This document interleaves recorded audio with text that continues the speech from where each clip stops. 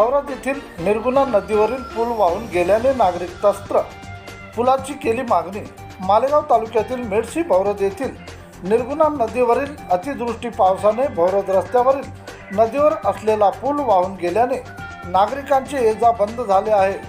सतत मुसळधार पाऊस चालू असल्याने 4 दिवस नदीवर पूर असल्यामुळे नाला दिसला नसल्याने गड्ड्यात पडून मोटारसायकल तथा सायकलचा अपघात झाला होत आहे।